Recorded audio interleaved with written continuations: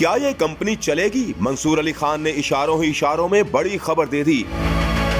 एक निजी चैनल के प्रोग्राम में गुफ्तगू करते हुए सीनियर सहाफी मंसूर अली खान का कहना था कि सवाल ये है कि क्या ये नई कंपनी चलेगी या नहीं। 8 फरवरी के मुतनाज़ इंतखाबात के बाद कोई भी नई कंपनी के क़याम के हक में नजर नहीं आ रहा था। कंपनी के क़याम के लिए जिन पार्टीज ने बोली में हिस्सा लिया था, उनको उम्मीद थी कि वो बगैर किसी पार्टनरशिप के कंपनी का क़याम खुद अमल में लाएंगे, ताकि बगैर किसी दखल अंदाजी के कंपनी के मामलात चलाए जा सकें।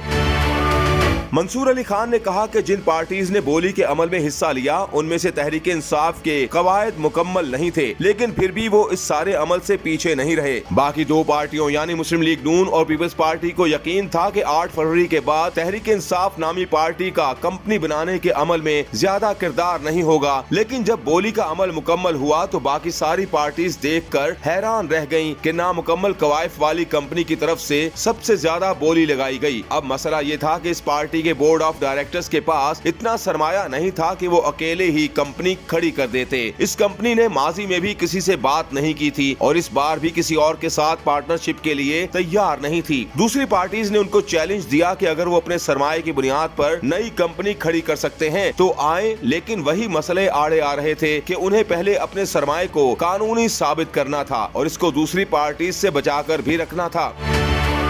मंसूर अली खान ने कहा कि एक पार्टी के सरमायाकार को लंदन से लाया गया और तवक्को की गई कि वो न सिर्फ कंपनी कायम कर पाएगा बल्कि तजुर्बे की बिना पर कंपनी चलाकर भी दिखाएगा। अखबारात में इश्तिहारात भी चल गए, जो नई कंपनी बनने जा रही है उसका चीफ एग्जीक्यूटिव लंदन से वापस आने वाला सरमायाकार ही होगा। 8 फरवरी को इस पार्टी के सरबराह की तरफ से ऐलान भी किया गया कि वो कंपनी के क़याम के लिए किसी के साथ पार्टनरशिप नहीं करेगा और हर सूरत खुद ही कंपनी चलाएगा। ये ऐलान पूरा न हो सका। सारा अमल मुकम्मल होने के बाद किसी भी पार्टी के पास इतना सरमाया नहीं था कि वो अपने बिलबोते पर कंपनी चला सके। दोनों पुरानी पार्टीज ने एनओसी के लिए किसी और की तरफ देखना शुरू कर दिया। कमेटियां कायम हो गयी। एनओसी जारी करने वालों ने वाजे कर दिया कि अगर कंपनी कायम ना हुई तो दोबारा सारा अमल मुकम्मल करना नामुमकिन है, लिहाजा कुछ सरमाया एक कंपनी लगाए और बाकी सरमाया दूसरी पार्टी। लेकिन दोनों पार्टीज डर गयी कि कंपनी के लिए सारा अमल दोबारा तो नहीं हो सकता, लेकिन ये तो हो सकता है कि जिस जगह पर कंपनी की इमारत बनती है उस पर कोई और कब्जा न कर ले। इसी दौरान कमिश्नर रावलपिंडी लियाकत अली चट्टा ने प्रेस कॉन्फ्रेंस करके दोनों पार्टियों को मजीद डरा दिया। दोनों पार्टीज के दौरान मुज़ाकरात के 6 दौर हुए और आखिर में कंपनी के क़याम पर इत्तेफाक राय हो गया।